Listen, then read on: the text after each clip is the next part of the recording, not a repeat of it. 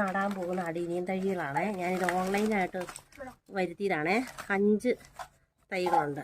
ഇത് ഞാൻ വന്നിട്ടിപ്പോൾ ഒരു 3-4 ദിവസമായി. ഞാനിത് സാപ്പ് ഫംഗിസൈഡ് തൂത്ത് വെച്ചിരിക്കുകയാണ്. തുടങ്ങിക്കഴിഞ്ഞ് വേണം നമ്മളിത് നടാൻ.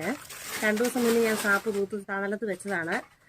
ഇനി അത് നമുക്ക് എങ്ങനെയാണ് നടുന്നതെന്ന് നോക്കാം.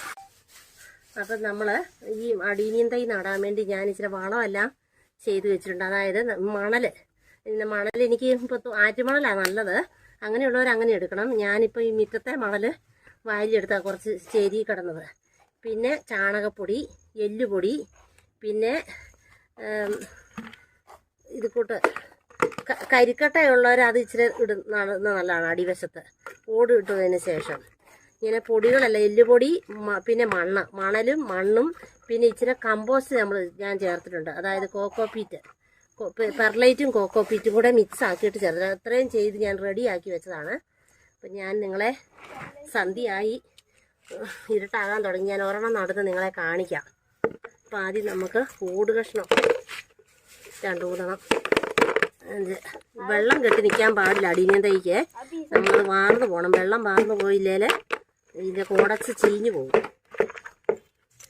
ഓടിട്ടു. ഇനി നമ്മൾ കരിക്കട്ടയുള്ളൊരു കരിക്കട്ടയും കൂടി ഇടുവാണെങ്കിൽ നല്ലതാണ്. ഞാൻ കരിക്കട്ട ആക്കിയില്ല.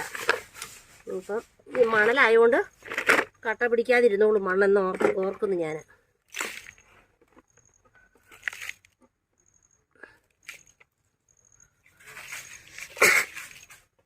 ഇപ്പം മണ്ണ് നമ്മളൊരു ഒത്തിരി നിറയ്ക്കണ്ട.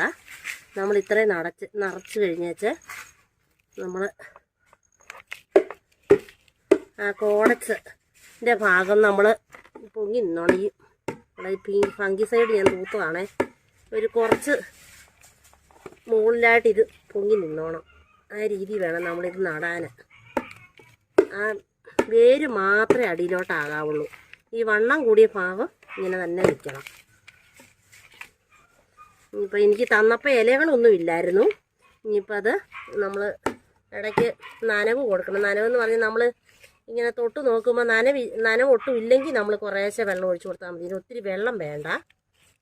അങ്ങനെ വേണം നമ്മൾ വെള്ളം ഒഴിക്കാൻ. വെള്ളം താഴെ വരുന്ന പോലെ നമ്മൾ തുളയിട്ട് കൊടുക്കണം കേട്ടോ. എന്നുവെച്ചിത് നമ്മൾ ഷെയ്ഡി വെക്കണം തണലത്ത് 2 ദിവസത്തേന്. നല്ല വെയിൽ ഇഷ്ടപ്പെടുന്ന ചെടിയാണ് അടീനിയൻ ചെടികൾ. പക്ഷേ നമ്മൾ തണലത്ത് വെക്കണം. വെള്ളം വന്നോളും. ഇതുപോലെ വെള്ളം അടിയിൽ വരണം കേട്ടോ. നമ്മളത് ശ്രദ്ധിക്കണം നോക്കി. എന്നുവെച്ചാൽ ഷെയ്ഡി വെക്കണം.